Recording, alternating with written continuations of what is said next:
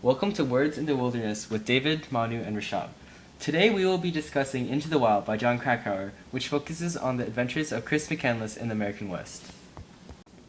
For those of our listeners who have not read this exceptional book, the nonfiction work focuses on Chris McCandless abandoning his comfortable livelihood in urban Atlanta, which until this point had included a tender, loving family and an innate ambition.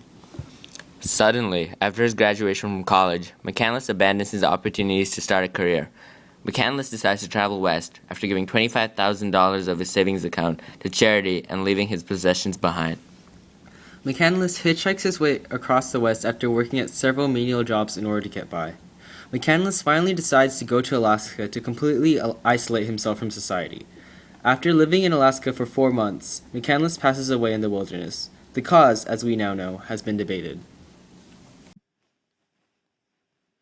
So many people live within unhappy circumstances and yet will not take the initiative to change their situation because they are conditioned to a life of security, conformity, and conservatism, all of which may appear to give one peace of mind, but in reality, nothing is more damaging to the adventurous spirit within a man than a secure future. Into the Wild, page 36. Our society's current security and conservatism causes us to avoid and disregard a sense of adventure and change. Through simplicity and immersion in nature, the individual can break away from these conventional restraints and complete a fulfilling life. I read somewhere how important it is in life not necessarily to be strong, but to feel strong. To measure yourself at least once. To find yourself at least once in the most ancient of human conditions. That's the way it is here. As you can see, Krakauer addresses all mature, educated audiences with this central idea. He appeals to the people by exposing the monotonous nature of their livelihood and how the desire to be secure detracts from their ability to find joy in life. Though McCandless had materialistic possessions that most people covet today, such as remarkable intellect, affluence, and charisma, he realizes the need to achieve a higher goal of self-contentment through his journey into the wild. The author has a unique method of also advocating free spirit by repeatedly addressing McCandless's departure. Krakauer clearly uncovers McCandless's intent to escape the imbalance and monotony of a conventional lifestyle. I think that he is able to do this by elaborating on McCandless hitchhiking to Mexico, South Dakota, California, Washington, and Wyoming, as well as burning his money, giving away to charity, and lastly, refusing to gear up sufficiently in Alaska. Indeed, materialism and momentary pleasure do not give happiness, but rather torture and seclusion. McCandless's journey is not an ideal path to happiness. Mankind needs to strike a balance between isolation and interaction, but escape the chains of monotony in daily life. Saying so, Krakauer outrightly and indiscreetly sympathizes with McCandless, due to the fact that he is able to relate his youth and his lifestyle to that of McCandless's. He feels an intimate connection with Alex's immortal spirit. This also certainly helps the reader better interpret the author's notable tendency to favor the protagonist's actions. I won't claim to be an impartial biographer. McCandless's strange tale struck a personal note that made a dispassionate rendering of the tragedy impossible. I interrupt the story with fragments of a narrative drawn from my own youth. Author's Note 2. Great reference, David. As evidenced by his solid understanding of McCandless's purpose in abandoning civilization, the author recognizes influence on McCandless's life that inspired him to delve into the wild. The writings and biographies of renowned philosophers and authors like Tolstoy, Stohr, Thoreau, and especially Jack London are evidence of this. I also believe he strikes correlation between McCandless's departure and his antipathy towards aspects of the material world. Things like imbalance of wealth and poverty truly disturbed Alex from enjoying the luxuries of the material world. In addition, the author emphasizes McCandless's thrill for adventure and travel and attachment to nature that enables him to live in harmony with a basic organic wilderness.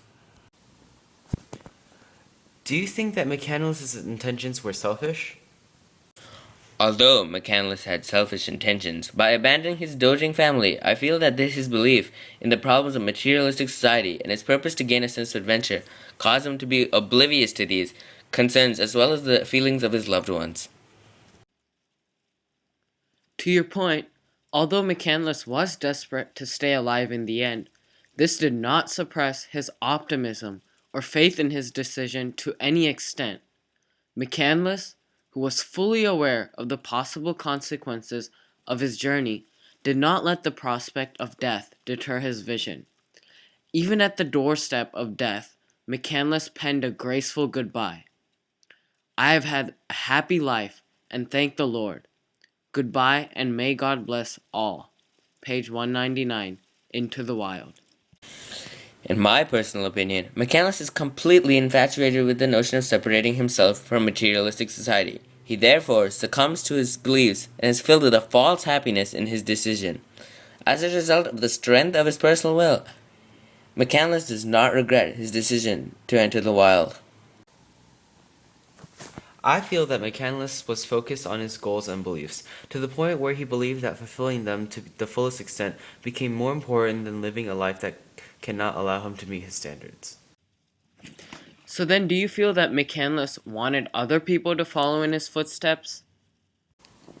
In my opinion, I think that McCandless lived a life that he believed was the key to reaching happiness, and wanted people to take up his example and break free of the mold of society. He wanted to realize that happiness cannot be found in security, and materialistic values cannot lead to pleasurable existence. I feel that McCandless's main intention in undertaking this journey involves furthering his own happiness and sense of adventure, and only incidentally does he want to make others follow in his footsteps. On page 58, McCandless's letter to Ron tells him to go on his own adventure, and this shows that he wants others to follow his lead. His lack of broadcasting his journey to the general public shows that it is not his main intention to persuade others to enter the wild and separate themselves from materialistic society.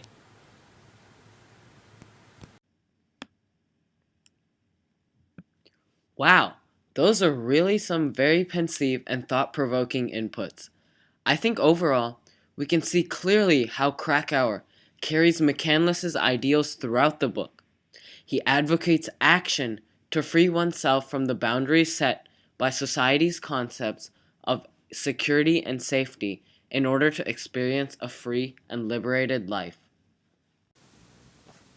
Yes, I agree. You can clearly see how the author continually portrays McCandless's ideals. He also provides countless instances in McCandless's life where the young man lives out this lifestyle.